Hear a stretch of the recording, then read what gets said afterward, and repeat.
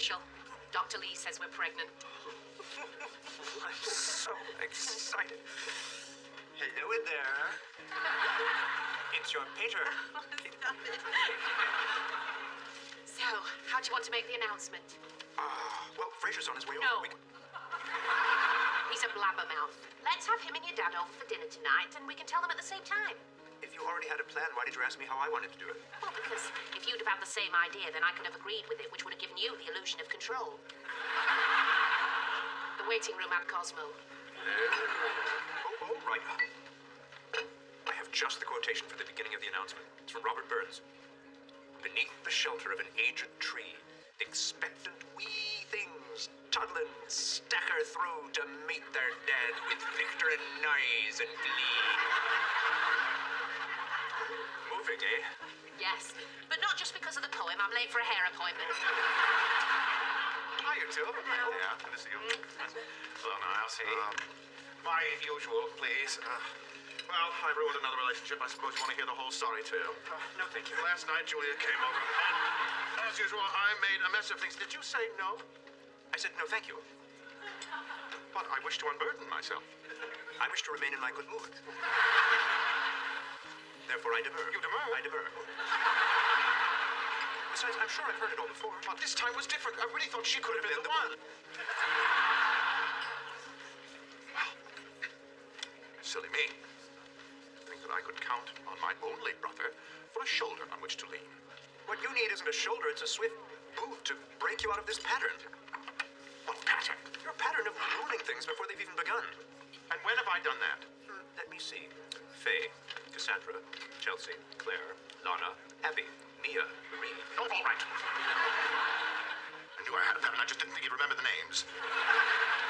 The minute you develop feelings for someone, you get scared and find some way to sabotage things. I'd like to strike you, of course, but you speak the truth. I tell you what, I will never find a happy relationship unless I can break out of this maddening cycle. Well, all right. The next time you find yourself doing it again, fixating, say, on some tiny fault of the woman, recognize what that is. You're feeling vulnerable, but don't give in to the fear. Commit to commitment. Commit to commitment. It's a bit glib, but nonetheless inspiring. Thank you, Niles. I'm going to call Julia, and I will not take no for an answer. I may have walked in here, the old fault-finding, flaw-fleeing Frasier, but I leave a man committed to commitment. You said Frasier. I did not. I most certainly did No, not. I heard you say Frasier. You I've been said saying my own name for the last I know, 40 some but odd you're years. talking I've been saying it that way never frequently.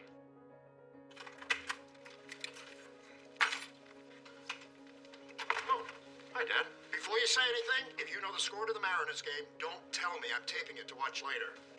Dad, the odds of my knowing the score to the Mariners game are about the same as you knowing the score to Pacific Overture. Check it out. So, what was this message? I just said that I found you bright and beautiful and engaging.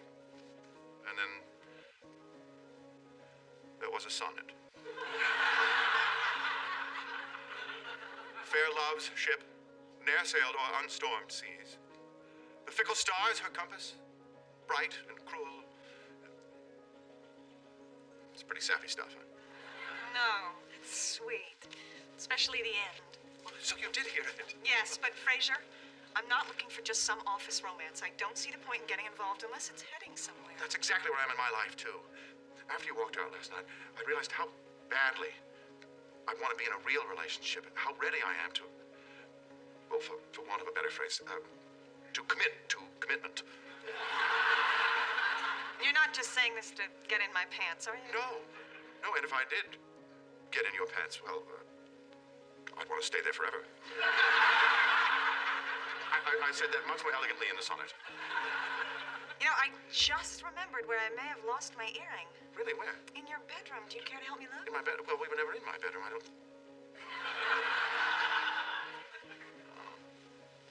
I see. You're right for getting such a fancy one. Oh, it's just temperamental. My Gagano is German engineered. Probably needs more power than my building's old wiring can give it. Leave it to the Germans. Even their appliances crave power. So, when do you want to make the big announcement? I think a toast before dinner. Let's hope Frasier checks his messages after the movie, or he'll be headed over to our place. Well, I'm sure he will. It's just as well not to happen here while we're cooking. I can't stand his backseat basting.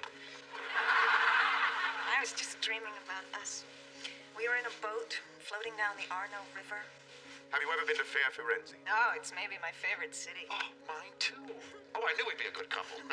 Have you ever gone there for Christmas? No, I've always wanted to. Me too. Well, then let's go.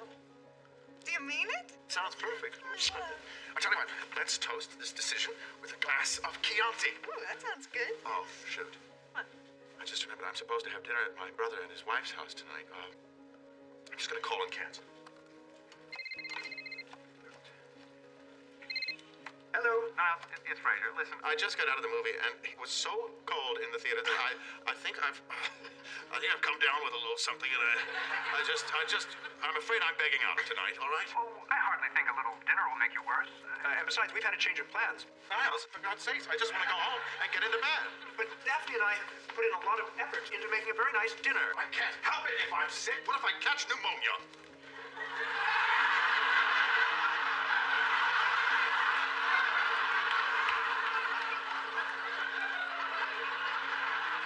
That's what you wear to the movies. It's your own damn fault. What the hell are you doing here? My oven's on the fritz. We left you a message hours ago. I'm sorry, Niles. You remember Julia, of course. Well, if he didn't before, he certainly will now. Excuse me. You lied to me. Oh, I'm sorry. Would you have rather I told you that I was in flagrante delicto? No, but you're still not excused from dinner, Julia, and I would be delighted to attend. We weren't planning on including Julia. But what do you want me to do? Give her $50 and tell her to beat it? 10 years. If I still needed a cane after that long, I'd dump my physical therapist and find one who knows what they're doing. Hello. Well, actually, this is her. She's also my daughter-in-law. Daphne, this is Julia. Sorry about that. That's all right. And just so you know, he wouldn't need the cane so much if he'd stretch more. I would have thought that part of your job was making sure he stretched. Yes, but I can't be here day and night. Oh, I'm sorry. For some reason, I thought you lived here. Well, I don't. How about some Mozart to make things festive? Well, I'm not sure I'd call that festive. Well, then you'd be wrong, as it is from the Salzburg Music Festival. How about something a little more contemporary? Well, all right, I believe I have. Oh, Michael Nyman's The Contemporary Trumpet. What are you, 100? All right. Nothing there, my little wasp. Oh, thank you, Niles. Thank you very much. Oh, perfect. Thank you. Just take it. Here. She shoots from the hip, this one. Yes. You should hear what she says about my show. Oh, I just have to remind Mr. Pompous here that what we do on the radio is entertainment. Yes, Frasier and I have had many a chat about the difference between what he does and genuine psychiatry. Yeah, big difference. I mean, at least his advice is free, not like those quacks who charge people $200 an hour to whine about their childhoods. I mean, what a racket that is. Frasier, may I see you in the kitchen?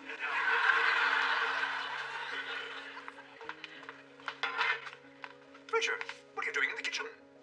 You just asked to see me. Oh, so you haven't gone deaf? Why would I have gone deaf? Because that's the only good reason you sat there silently while our profession was assaulted like a drag queen at a tractor pull. Niles, don't be so sensitive. That is one of the qualities I admire most about Julia, her bracing frankness. Now, listen. It is partially because of your advice that I have chosen to commit myself to this woman. So please at least give her a chance. You're right. You're happy, I'm happy. Oh, thanks. Help me serve. Right. Okay. Dinner is served, everyone. If you'd come and take a seat. Here we are. Daphne, would you sit here? Julia, have a seat there. I'll sit right next to you. Thanks, Dan. And before we begin, I would like to share some words of Robert Burns, which have recently become quite meaningful to me.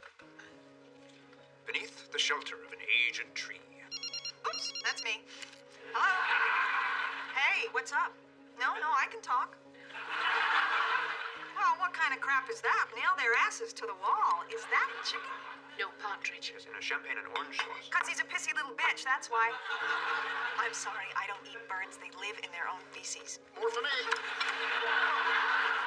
I'll just get some cereal. Well, let him, Sue. I'm starting to think you've got a little pair of panties on under that suit. You know, she really does work too hard. Back to what I was saying. Beneath the shelter of an aged tree. Okay, I give up. Where do you keep your cereal? Please, Julia, sit. We'll find you something. Oh, you sure? Beneath the shelter of an Niles. Let's not do this tonight, not with her here. I want it to be perfect. You're right. We'll just pick a better moment. I'll still be pregnant tomorrow. Exactly. Well, congratulations, Niles. Frasier didn't tell me that Daphne was pregnant. What?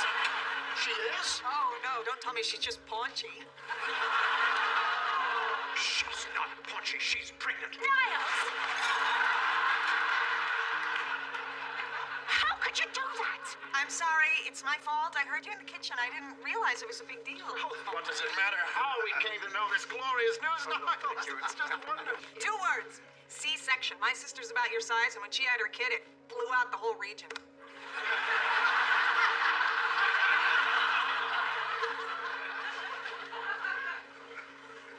I have cereal, too? So, the more pregnant she gets, the more the husband hits on me. And by the way, she was a model. That's me. Hello? Hey, how you doing? No, I'm just meeting my boyfriend's family.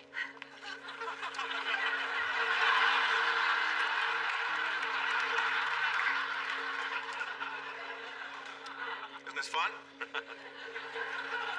I'm having a good time. It's fun, isn't it? She certainly takes a lot of calls at dinner time. You know, that's exactly the kind of flaw that the old Frasier would have seized upon as a pretext to end the relationship. But I know now that that impulse to run is really an indication that my feelings for her are just deepening. And gone are the days when I would have said something like, "How rude." Oh, she's horrible. I've made a ghastly, ghastly mistake. Hey, Marty, you're a Mariners fan. They won in the 10th on a grand slam.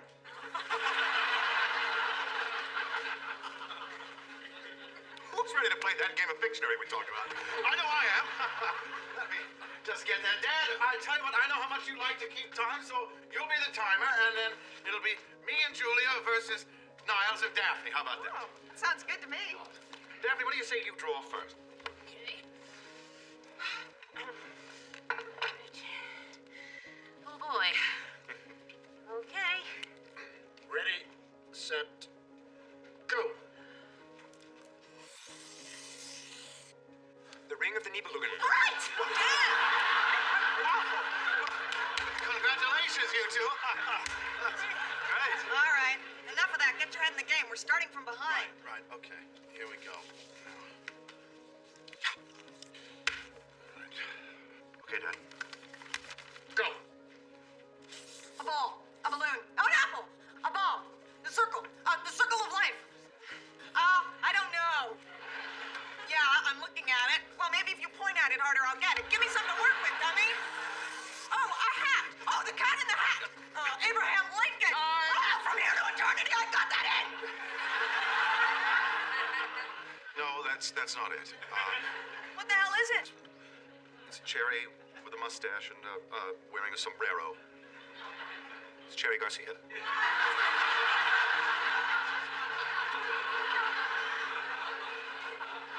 Oh my God, that is the worst drawing I've ever seen. I mean, even these cheaters wouldn't have gotten that one. Cheaters? So you guys mouthing at each other. And I think Father Time here cut us off a little early, too. Here, give me that pen. I'll show you how it's done. Sit down. Oh my God, I mean, this painting is just...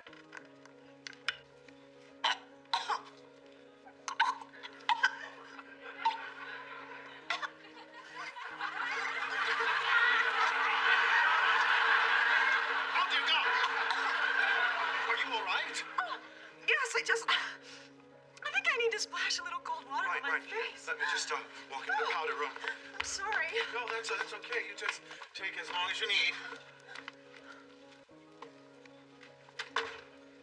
Shame on you. That woman couldn't breathe, and the three of you just sat there. You didn't exactly jump in yourself. That's because I mistook her choking for a sarcastic comment on my Pictionary play. You and the other hand, were content to let the woman I love die before your eyes. That's right, I said I love her!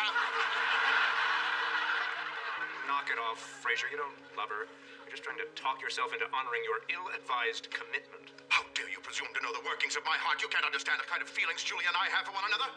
You may as well ask me to describe the essence of music or the color of starlight. Nice towels, Frasier. You'd think a couple of old ladies lived here. Get out.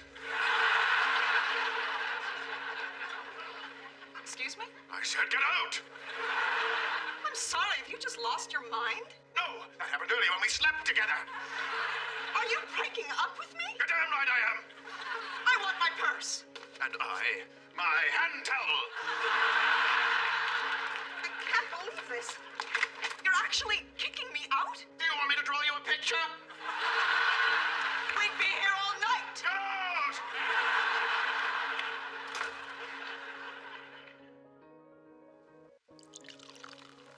With this bottle, I would like to both commemorate and apologize for this evening. Daphne, Niles, this should have been your evening, and I selfishly monopolized every moment of it.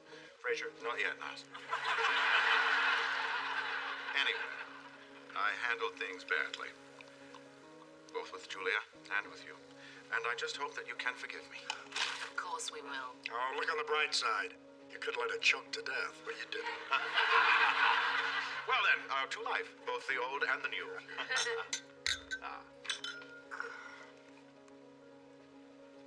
Niles, I'm so proud of you. Thank you. I'm excited for you, Daphne. Take me back to when I had my kids. What are you hoping for? Boy or girl? Oh, I don't know. Be sort of nice to have a boy. Niles, just look at the edging on this. Have you ever, and look at, this is all hand-stitched. Or a girl. Either way.